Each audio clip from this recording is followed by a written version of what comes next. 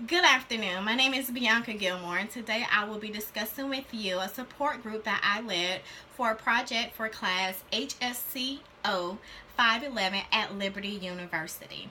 I constructed a support group that consisted of 6 active duty Army military women who were either divorced or going through a divorce and are now single parents. They have children that they will have to now take care of by themselves or learn how to co-parent with their ex or soon to be ex-spouse. This support group took place on August 11th, 2017 at 11:45 a.m. and it ran for about an hour. We concluded our meeting at 12:50 p.m. on the same day. This was a closed group. That means that all the members that participated or that showed up were personally invited. This is because of confidentiality and just to keep some sense of control of the number of people that attend the group so that we can best assist them and provide resources and time for them to speak freely about any issues that they may be experiencing. The group met at my home in my living room area. I formatted the setting so that they sat in a circle of formation.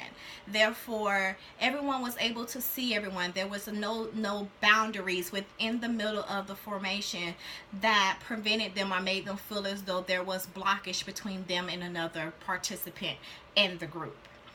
At the beginning of the group, things were uneasy. These are women who are dealing with a lot. They're going through not only a divorce, but they're partaking in extreme training and high demands that they have to constantly meet with the Army. They are all African American females that participated, and they range from the ages of 19 to 26. So a lot of them are still in the prime of their lives and learning and adjusting with just things that they have to deal with daily, and now a divorce or being a single parent because they are already divorced. To ease the tension within the room, I decided to opt with an icebreaker to introduce each member. Some members were already kind of aware of each other, but just to make sure that they got a better sense of who each person is, or just to loosen up the tension within the room and make it more comfortable, I decided to opt with the M&M game. So each person picked the M&M out of a bowl. The color was coordinated with a question, and whatever question that was, they had to answer. Those questions range from how old are you, how many children do you have, what are the ages of your children, how long have you been married? Are you already divorced? How long have you been in the Army? Where are you from? Just to get a sense and a feel of who you are and what to expect from each member. After we did that, I went around the room and I asked them, so how are you feeling? What are maybe some shared feelings that you are having with the members within the group? They were all hesitant at that point, so that at that moment I felt that I needed to redirect the course of my meeting. I wanted them to continue to communicate and express themselves, or at least become more comfortable with each other for the future. So therefore I broke them off into dyads. They went into groups of 2, and for 5 minutes they just talked. They talked about, there was no topic, it was just them talking. So they could have talked about the Army, children, cooking, cleaning, cars, being angry, whatever they felt they needed to get off their chest, they talked.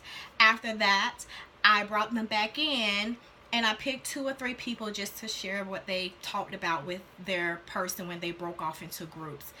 That was very helpful for the group. They relaxed a lot more. You can see that eye contact was now being made and they were building some type of rapport between each other.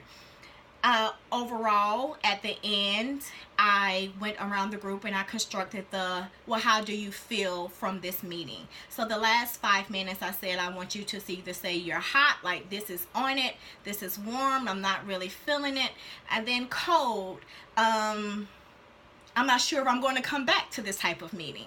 So once they did that, I then had a sense of where to redirect the meeting, where we stood for our next meeting if that was going to happen.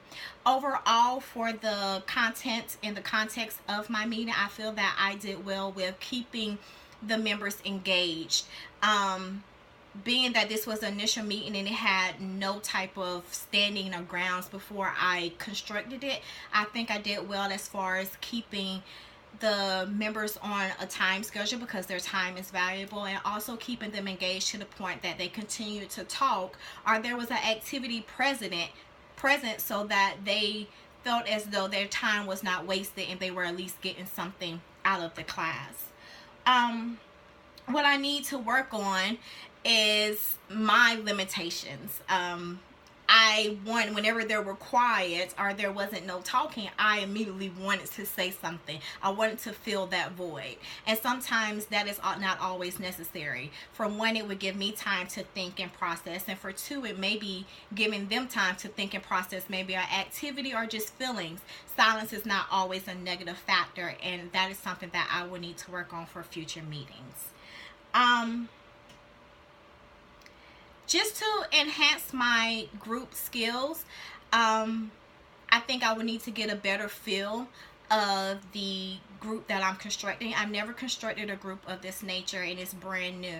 So I think prior research will also help me not go into a situation just knowing, okay, you're divorced or you're going through a divorce and you're about to be a single parent. How do you feel? So researching those aspects and those different things of that type of population will help me be better within constructing another group in the future. Again, my name is Bianca Gilmore. I hope that from this video you are able to grasp what my group was about and have a better understanding of how I constructed it. Thank you.